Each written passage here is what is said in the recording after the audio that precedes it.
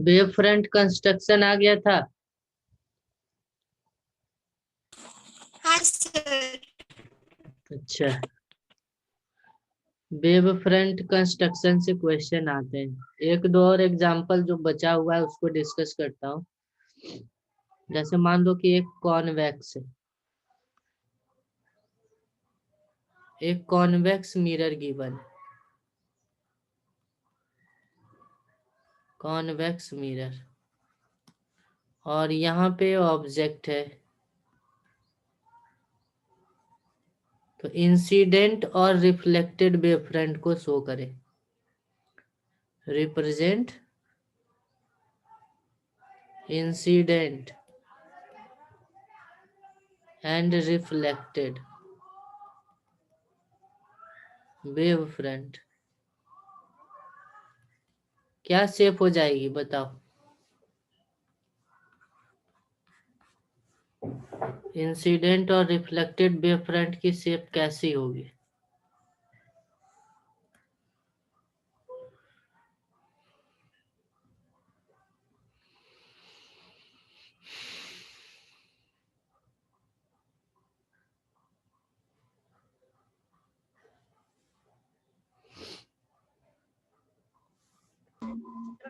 Sir जो shape का mirror है वही शेप का ये भी रहेगा।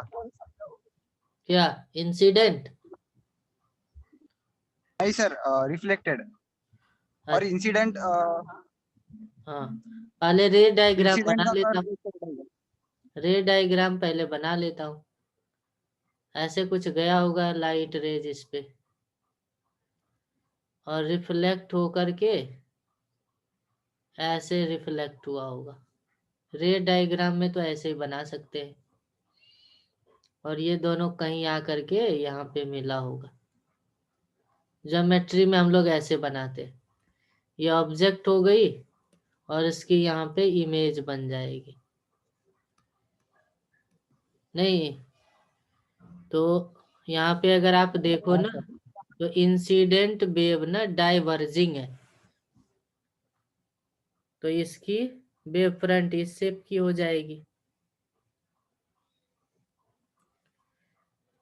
वाइट कलर वाली हो गई इंसिडेंट वेव फ्रंट। रिफ्लेक्टेड क्या होगी बताओ? रिफ्लेक्टेड कुछ ऐसी हो जाएगी। रिफ्लेक्टेड की भी शेप देखो कैसे है, रिफ्लेक्टेड इस तरीके से है।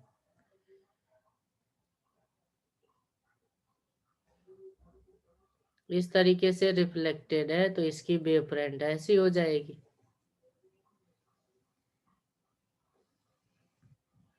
आ गया समझ में?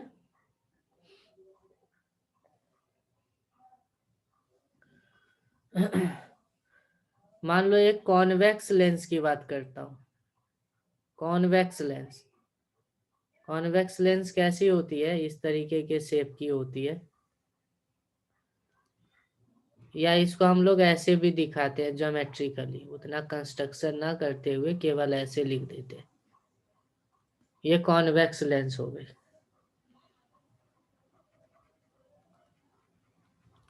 तो कॉन्वेक्स लेंस में भी आपको ड्रॉ करने बोला जा सकता है। जैसे मान लो एक कन्वर्जिंग या कॉन्वेक्स लेंस है, और बोला गया कि कहीं पे एक ऑब्जेक्ट को रखा है।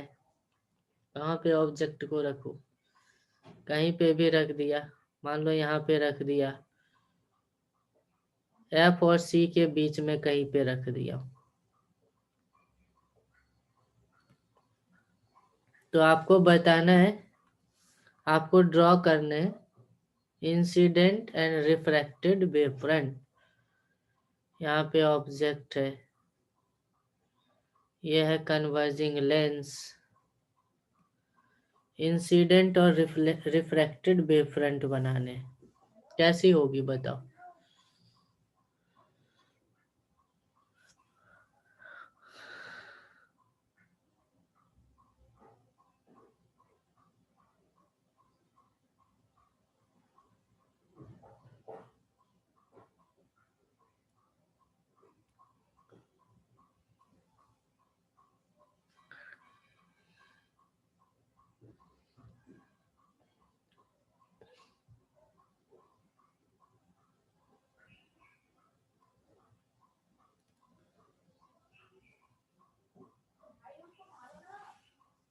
रे डायग्राम बनाओ।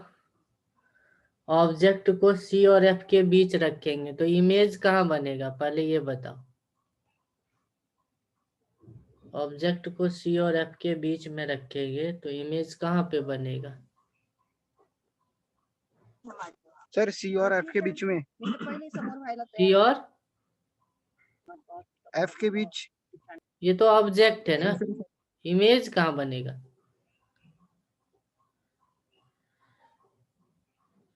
सर सी के बियॉन्ड शायद। हाँ, सी के बियॉन्ड बनेगा।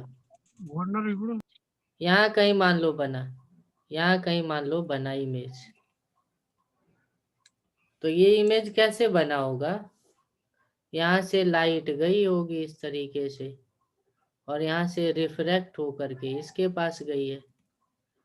यहाँ से लाइट इधर गई और रिफ्रैक्ट होकर के इसके पास गई है, यही ना? इस तरीके से हर एक पार्ट से लाइट रिफ्रैक्ट होकर के यहाँ पे आई है। हर एक पार्ट से रिफ्रैक्ट होकर के लाइट यहाँ पे आई। तो वेव फ्रंट तो बना सकते हो, वेव फ्रंट बना सकते हो। कैसी हो जाएगी वेव फ्रंट? इसकी वेव फ्रंट ऐसी हो जाएगी और इसकी वेव फ्रंट ऐसी हो जाएगी। हाँ सर। बस सिंपल है,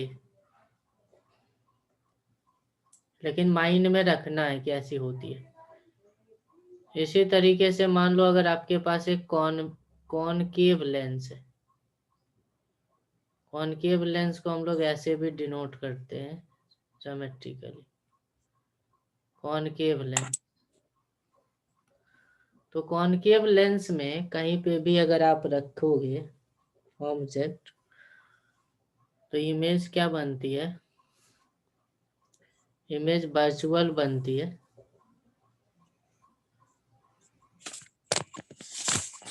यहाँ पे मान लो कहीं पे एक ऑब्जेक्ट को रख दिया तो क्या होगी बताओ? ऐसे जाएगी लाइट और ये थोड़ा टेढ़ा हो जाती है ऐसे, फिर इधर से जाती है लाइट, डाइवर्ज हो जाती है, इसीलिए तो बोलते हैं डाइवर्जिंग, ऐसे हो जाती है। तो ये कहाँ मिलेगा? बैक साइड में कहीं पे मिलेगा यहाँ पे। तो यहाँ पे एक इमेज बन जाती है। तो आप बना सकते हैं वेव फ्रंट, कैसी वेव फ्रंट होगी बना सकते हैं। नहीं, कैसी होगी? यहाँ पे भी ऐसी वेव फ्रंट होगी और ये रिफ्रैक्टेड का भी वेव फ्रंट कुछ ऐसा ही होगा, नहीं? तो ये हो गया इंसिडेंट वेव फ्रंट और ये हो गया रिफ्रैक्टेड वेव फ्रंट।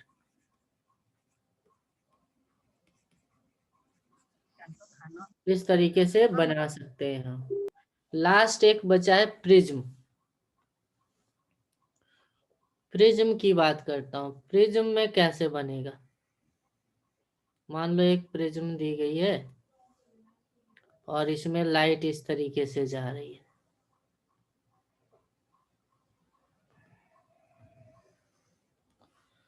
तो आप ना सारे पार्ट में वेव फ्रंट को रिप्रेजेंट करें।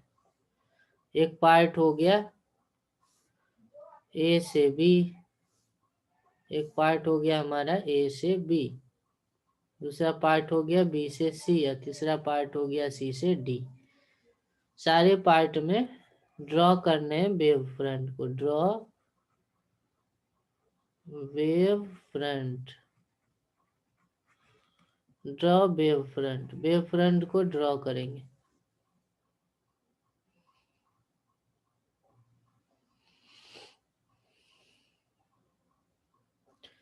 ऐसे ड्रॉ कर लो। एक और लाइट ड्रॉ कर लो तो आसानी समझ में आ जाएगी। एक और लाइट अगर पास करेंगे यहाँ से तो वो यहाँ पे जाएगा, फिर ये इधर आएगा और फिर ये इधर जाएगा, है कि नहीं? ऐसे जाएगी। स्पेसिंग सब जगह सेम ही रहेगा। इस तरीके से लाइट जा रही है। वेव फ्रंट ड्रॉ कर दो। इन ए बी पार्ट में, बी सी पार्ट में और सी डी पार्ट में। ए बी पार्ट में वेव फ्रंट कैसी होगी? ऐसी ही तो होगी, पैरेलल लाइन है तो वेव फ्रंट प्लेन होगी। तो इंसिडेंट वेव फ्रंट इस तरीके का, सॉरी, इंसिडेंट वेव फ्रंट इस तरीके का प्लेन होगा। और ये भी तो इधर ऐसे ही होगा सीडी पार्ट में, सीडी पार्ट में भी इस तरीके का होगा। और बीसी पार्ट में क्या होगा?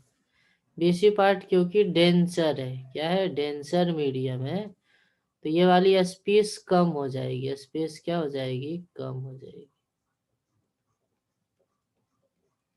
ठीक है, तो इस तरीके से रिप्रेजेंट करना है। ये ए बी पार्ट में है, ये बीसी पार्ट में है और ये सीडी पार्ट में। इस तरीके से वेव फ्रंट की मूवमेंट।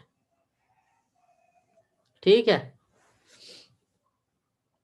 यहाँ तक आ गया हाँ समझ? सर। चलो, यहाँ तक आ गया समझ में। तो हाइजन ने क्या करा है? हाइजन ने अपने वेव फ्रंट थ्योरी से सारे फेनोमेनन को एक्सप्लेन किया था। तो रिफ्लेक्शन को भी एक्सप्लेन कर सकता है, रिफ्रैक्शन को भी। Proof of reflection by Huygens wave theory, Huygens wave front theory. Reflection के लॉ को हमें हाइगेंस के थ्योरी से प्रूफ करना है।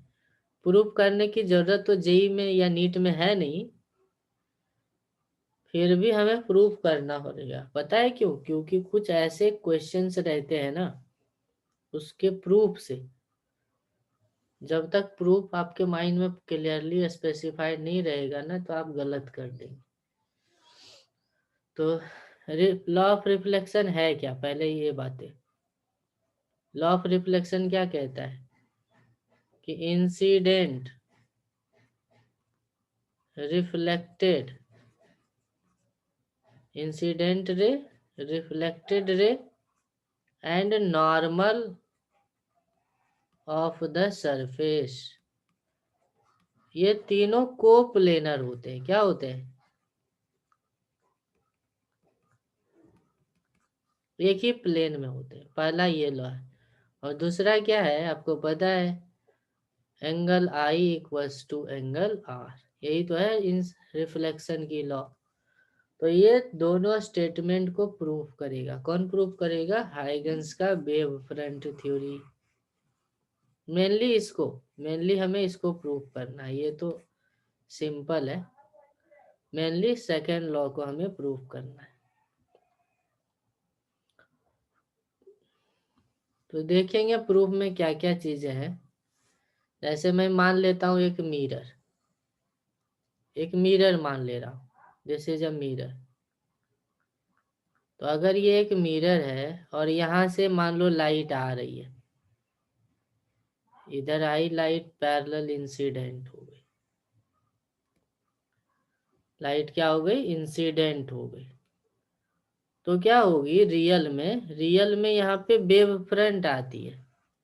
वेव फ्रंट इस तरीके से मूव करता हुआ आया है और इस तरीके से हिट किया है सरफेस को। देखो ये वाला जो पार्ट है ना, जो ए बी है, बी पार्ट पहले ही आ गया है, जबकि सी पार्ट अभी एयर में ही है। डीसी पार्ट भी ए बी के इक्वल है। बी तो टच कर गया सरफेस पे। तो अब क्या करेगा ना, ये बी वाला पॉइंट एक सोर्स के जैसा काम करेगा, एक्ट एज अ सोर्स। तो सोर्स के जैसा काम करेगा। आपको बताया था कि वेव फ्रंट की हर एक पॉइंट ना सोर्स की तरह काम करता है। तो वो भी एक अपना वेव फ्रंट जनरेट करेगा। ऐसे वेव फ्रंट ये जनरेट करने लगेगा। ये भी पॉइंट, क्योंकि ये पॉइंट है इसलिए स्फेरिकल वेव फ्रंट क्रिएट करेगा इस तरीके से। पूरे स्पेस में क्रिएट कर देगा ऐसे। लेकिन कितना, और जब तक देखो, जब तक वेव सी से एक पार्ट ई पे आया, सी से ई आया, सी से ई आया, तब तक वेव क्या होगा, मान लो ये मीडियम है एयर, तो एयर मीडियम में तो पता है वेव की स्पीड होती है सी नॉट 3×10⁸ मीटर पर सेकेंड। तो इस स्पीड से ये वाला डिस्टेंस सी कवर होगा, और उतने ही टाइम में ये जो येलो कलर की वेव फ्रंट है वो आगे बढ़ेगी, क्या होगी, आगे बढ़ जाएगी, आगे बढ़ जाएगी।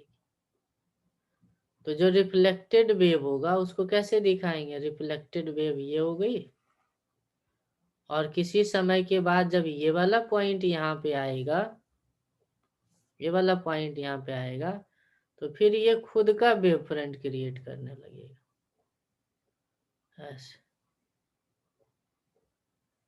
इस तरीके से वेव फ्रंट क्रिएट करने लगेगा, है ना, खुद का वेव फ्रंट ये क्रिएट करने लगेगा। तो फ्लो तो हर एक डायरेक्शन में होगा, किसी भी डायरेक्शन में हम डिसाइड कर सकते हैं, लेकिन लास्टली होगा क्या, पैरेलल वेव फ्रंट आया तो रिफ्लेक्ट, जब दोनों सोर्सेज एक साथ कुछ टाइम बिता देगा तो क्या हो जाएगी ना, उसकी वेव फ्रंट भी एक प्लेनर हो जाएगी, फिर से प्लेन हो जाएगी। तो ये हो गया रिफ्लेक्टेड वेव की मूवमेंट, और जिसके परपेंडिकुलर वेव फ्रंट मूव कर रही है, येलो कलर और ग्रीन कलर, ब्लू कलर की। तो इसी को हम लोग ऐसे दिखाते हैं ज्योमेट्रिकली, कि मान लो ये एक मिरर है और इस पे आके इंसिडेंट हुई है दो लाइट रे, पैरेलल लाइट, ये वेव्स है, और फिर रिफ्लेक्ट हो गई इस वे में, इस वे में क्या हो गई, रिफ्लेक्ट हो गई।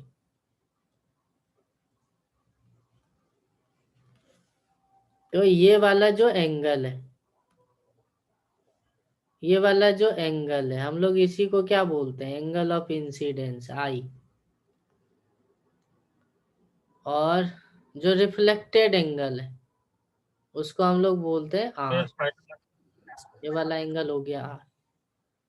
सिमिलरली यहाँ पे भी ये वाला इंसिडेंस एंगल हो गया आई, और ये रिफ्लेक्टेड एंगल हो गया आर, और इसी में हमें रिलेशन ढूंढना है। नॉर्मल भी दिख ही रहा है, ये तो ज्योमेट्रिकली दिख ही रहा है कि जो नॉर्मल है सरफेस का n1 n2, और जो इंसिडेंट रेज है, जो रिफ्लेक्टेड रेज है, वो तो एक ही प्लेन में है, तो को प्लेनर तो ज्योमेट्रिकली प्रूफ हो जाती है। अब हमें क्या प्रूफ करना है, angle I equals to angle R. हमें क्या प्रूफ करना है, angle I equals to angle R. तो अभी हमने क्या देखा था कि एक पार्ट है ए बी, दूसरा पार्ट है सी डी। अब ये लाइट ना जितने समय में सी से डी, सी से ई आती है, उतने ही टाइम में ये लाइट क्या होगा, कहीं और चला जाएगा किसी डिफरेंट डायरेक्शन में। ये वाला लाइट भी मान लो कहीं और आ गया, सी से डी टाइम लगा टी, तो सी से ई के डिस्टेंस को क्या लिख सकते हैं हम लोग, सी से ई के डिस्टेंस को सी नॉट इंटू टी लिख सकते हैं। डिस्टेंस होता है स्पीड मल्टीप्लाई टाइम। उसी तरीके से इधर वाला वेव कहीं पे भी चला गया, मान लो यहाँ तक चला गया एफ तक, तो उतने ही टाइम में बी से एफ कवर हुआ है, तो ये भी होगा सी नॉट इंटू टी।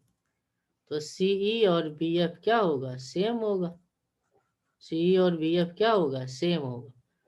ये एग्जैक्टली यहाँ पे नहीं है, कहीं भी हो सकता है किसी भी डायरेक्शन में। तो बता सकते हो कि आई और आर कैसे प्रूव कर सकते हैं इक्वल।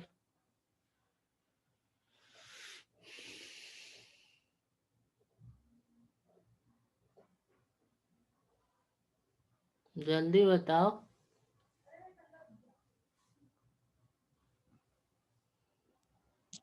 सर दोनों ट्रायंगल ये सेम बता देंगे मीन्स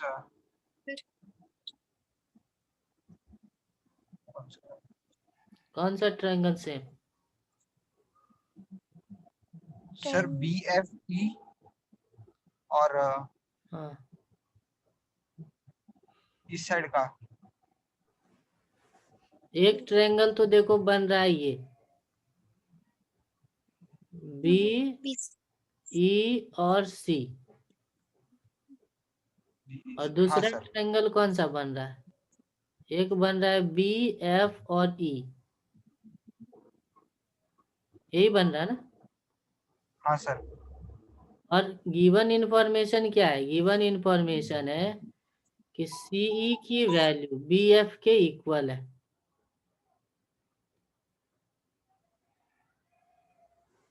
सीई की वैल्यू बी एफ के इक्वल है, क्योंकि जितने समय में सी से ई गया उतने ही टाइम में बी से एफ गया है।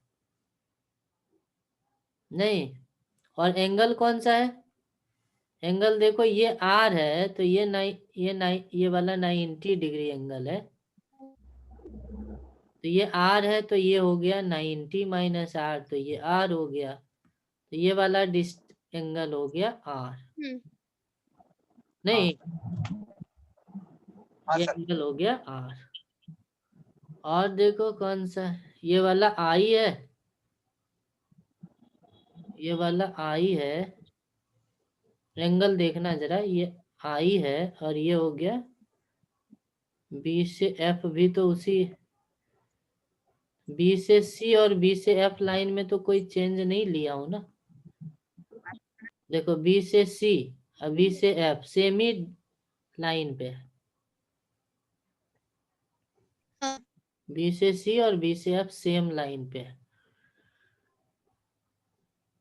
सही है। तो ये आई हो गया, तो ये 90 माइनस आई, ये भी एंगल तो आर ही हो जाएगा लगभग।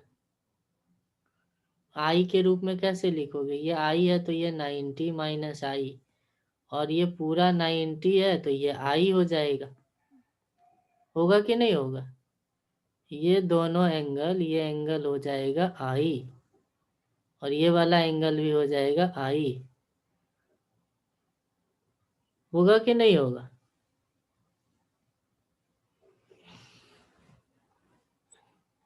ये समझ में आया? ट्रायंगल में ये एंगल कैसे होगा? आई ऐसे है, दो लाइन है 90 डिग्री पे और इधर वाला एंगल है 90 माइनस आई, तो ये वाला एंगल आई होगा? नहीं होगा? होगा। विनय, नहीं होगा क्या? हाँ सर हो जाएगा। तो ये एंगल है आई और ये एंगल है 90।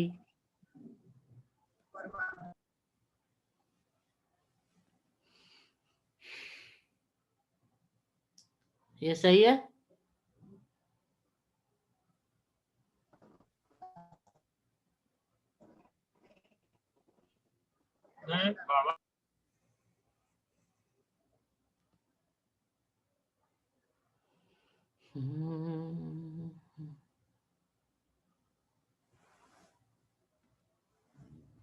एक ट्रायंगल में बनाता हूँ, उसमें से समझ में आ जाएगा। देखो क्या है, ऐसे है, दो लाइन इंसिडेंट हुई है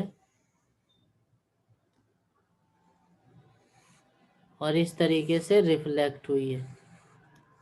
बस ज्योमेट्रिकली यहाँ पे कुछ चीजें करना है। ये भी ये 90 डिग्री है, जितने टाइम में ये लाइट यहाँ से यहाँ तक आती है उतने ही टाइम में ये भी लाइट आगे बढ़ेगी, और ये जितना भी एंगल है सारा सारा 90 है। डिफरेंस केवल यहाँ से है कि ये एंगल है आर और ये एंगल है आई। ये आई है तो ये आर है तो 90 माइनस आर, ये 90 है तो ये आर हो गया और ये आई हो गया। और ये कोई भी एक, ये हमने बोला था ए से बी, सी से डी और ये ई बोला।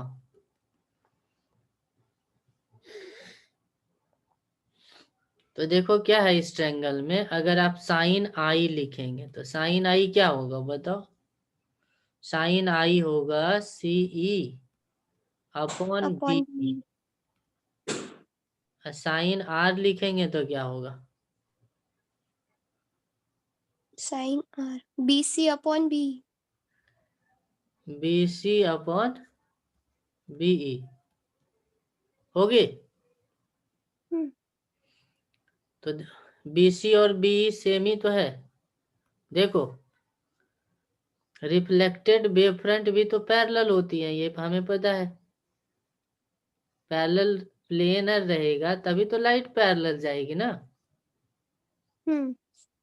इस तरीके से वेव फ्रंट आई है, यहाँ तक आई है। इसका मतलब क्या हुआ कि जब रिफ्लेक्टेड ये वाला जो DE है उसका वेव फ्रंट, उसका पॉइंट यहाँ पे होगा, तब तक B वाला भी C तक जा चुका है, तभी तो उसके बाद पैरेलल जनरेट होगा। तो यहाँ पे हमने क्या बोला कि जितने टाइम में C से E लाइट जाएगी उतने ही टाइम में B से C जाएगी। तो रियल में CE और BC, CE और BC सेम है। CE और BC क्या है? सेम है। इसी को समझना है। देखो इसको समझना है, ये बहुत इम्पोर्टेंट है। ये वाला जो ट्रायंगल है,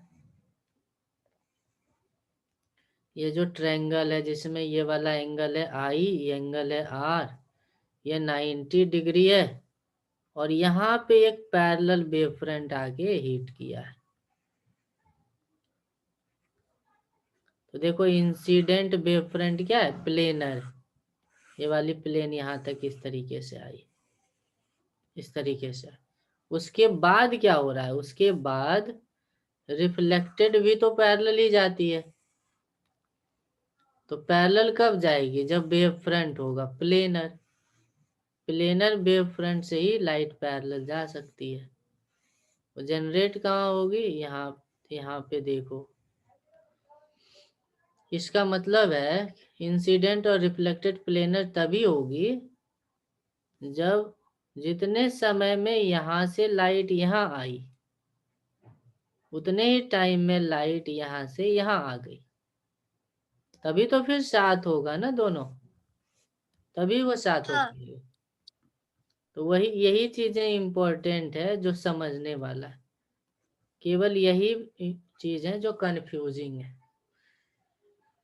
CDEF तो केवल ये समझ लो ना कि BC और CF इक्वल है। ऐसा क्यों? ऐसा क्यों? क्योंकि अगर ऐसा नहीं होगा तो फिर रिफ्लेक्टेड वेव फ्रंट प्लेनर नहीं हो पाएगा। Then only reflected wave front can be planar। केवल तभी प्लेनर हो सकता है जितने समय में ये यहाँ आया उतने समय में ये रिफ्लेक्ट होके यहाँ पे गया, तभी तो फिर आगे ये जनरेट करेगा और आगे ये भी जनरेट करेगा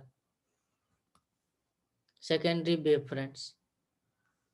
और जब हमें ये वाली लेंथ सेम मिल गई है, जब ये वाली लेंथ सेम मिल गई है, फिर तो ट्रिगोनोमेट्री लगानी है।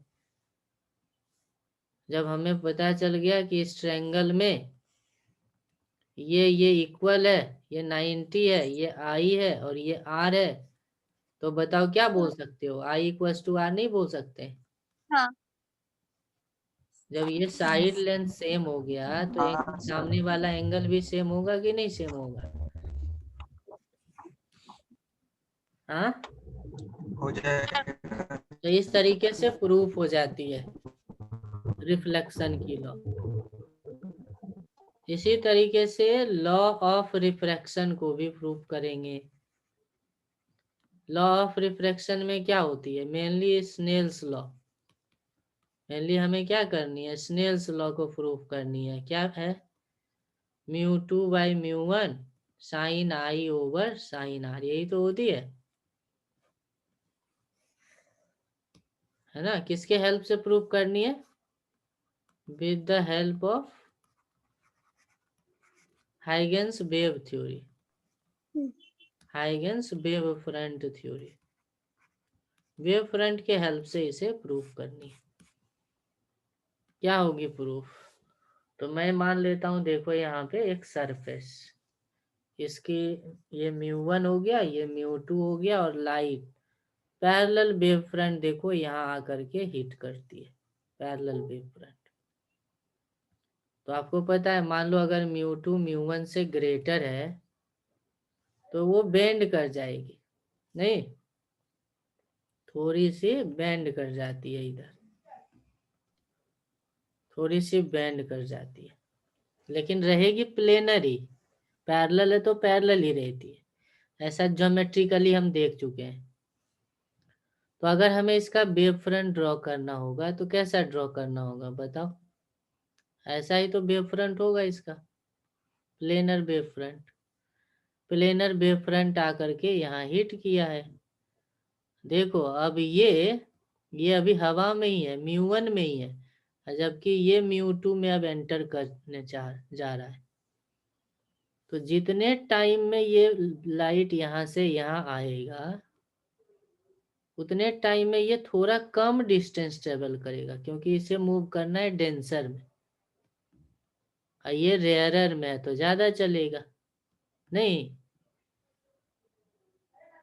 तो यहाँ पे अगर आप बात करेंगे ना, यहाँ पे अगर मान लो यहाँ पे रिफ्रैक्टेड वेव फ्रंट को अगर हमने पैरेलली दिखाया है इस तरीके से, रिफ्रैक्टेड वेव फ्रंट भी तो पैरेलली होंगे,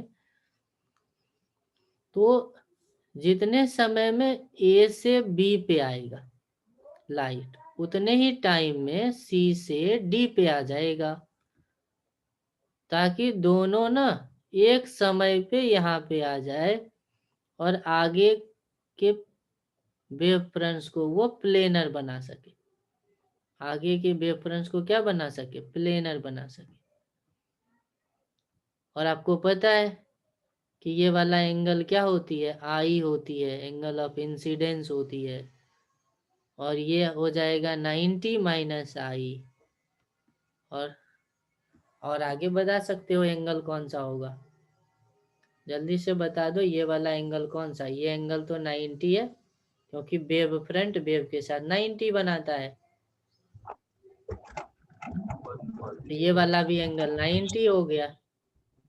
वेव फ्रंट, ये वेव फ्रंट की लाइन है, वेव फ्रंट की लाइन वेव मोशन से 90 बनाती है, तो ये एंगल हो गई आई। वैसे ही यहाँ पे देखो, यहाँ पे देखो ये वाला एंगल हो गया आर,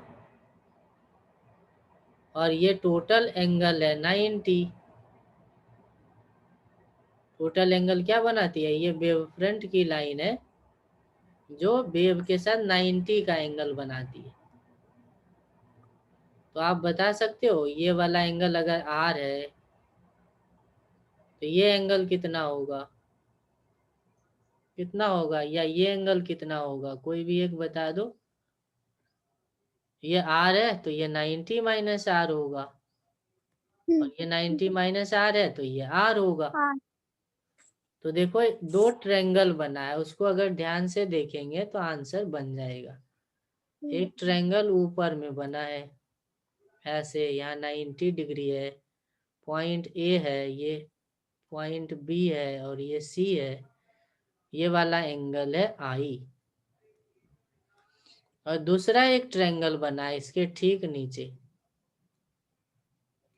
ये वाला लेंथ भी है बी, ये वाला लेंथ है सी, ये एंगल है आर, और ये पॉइंट है डी, और ये भी एंगल 90 डिग्री है। तो यहाँ से साइन आई निकाल सकते हैं। साइन आई क्या होगा बताओ? AB upon CB। Sine I क्या हो जाएगी? A B upon C B हो जाएगी, और साइन आर क्या हो जाएगी यहाँ से? CD upon। हाँ, C D upon B C, सही है।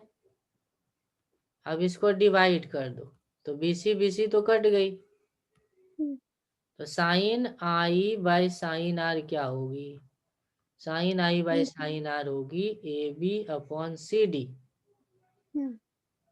ए बी क्या है देखो, ए बी वो डिस्टेंस है जो μ1 मीडियम में कवर हुआ है।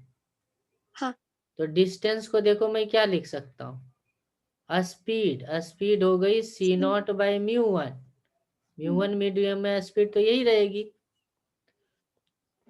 टाइम लगा टी, जितने समय में ए से बी गया है उतने ही समय में सी से डी गया है। तो सी से डी का डिस्टेंस कितना होगा, सी नॉट अपॉन म्यू टू। यहाँ मीडियम क्या है, म्यू टू है। एयर होती तो म्यू नॉट केवल लिखता ना। टाइम लगा टी, तो A B by C D दोनों को डिवाइड कर दो, टी से टी कट जाएगी, सी नॉट से सी नॉट कट जाएगी। तो A B by C D देखो क्या आती है, mu two by mu one आती है। इसको यहाँ पे रख दो, तो A B by C D हो गई mu two by mu one. और इन दोनों से क्या लिख सकते हैं, देखो sine I by sine R equals to mu two by mu one. लिख सकते हैं कि नहीं लिख सकते? हाँ। तो इस तरीके से स्नेल्स लॉ प्रूव हो जाती है। समझ में आया क्या? हाँ सर। हाँ, तो स्नेल्स लॉ प्रूफ करना यूजफुल नहीं है, मेनली हमें देखना था कौन सी लेंथ कैसे चेंज होएगी जब हम यूज करेंगे वेव फ्रंट थ्योरी को। तो दो चीजें जो इम्पोर्टेंट था उसको हम डिस्कस करेंगे फिर से। रिफ्लेक्शन की जब बात करा था ना, तो हम लोगों ने क्या देखा था, जब भी कोई भी फेनोमेनन डिस्कस करना हो, रिफ्लेक्शन हो या रिफ्रैक्शन हो, सबसे पहले आप क्या करना ना, with the help of ray optics, है ना, with the help of ray optics draw light rays. Light रे को ड्रॉ कर दो और उसके बाद क्या करो आप, हाँ sir. Then draw wave front.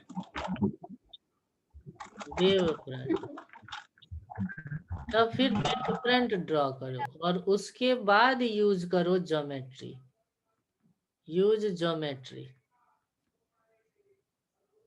तो अगर आप ऐसा करेंगे ना तो किसी भी फेनोमेनन को एक्सप्लेन कर पाएंगे इजीली। किसी भी फेनोमेनन को वेव फ्रंट थ्योरी से एक्सप्लेन करना है तो ये 3 पॉइंट को याद रखेंगे। पहले रे डायग्राम बना लो, वेव फ्रंट को शो कर दो और फिर जो ज्योमेट्री यूज करनी है करो, तो सारी चीजें डिस्कस हो जाएगी। ठीक है, ठीक है। हाँ हाँ। चलो, तो मैं क्या कर रहा हूँ ना, मेरे YouTube चैनल पे ना एक वेव फ्रंट एंड इंटरफेरेंस करके एक चैप्टर होगा जिसको कि मैं सेंड कर दूंगा। उसमें जितना भी क्वेश्चन होगा ना वेव फ्रंट या इंटरफेरेंस का, वो आप बना लेना। इंटरफेरेंस वही है जो साउंड में हम लोगों ने पढ़ा है। साउंड में जितना इंटरफेरेंस पढ़े हो वही इंटरफेरेंस यहाँ पे आए।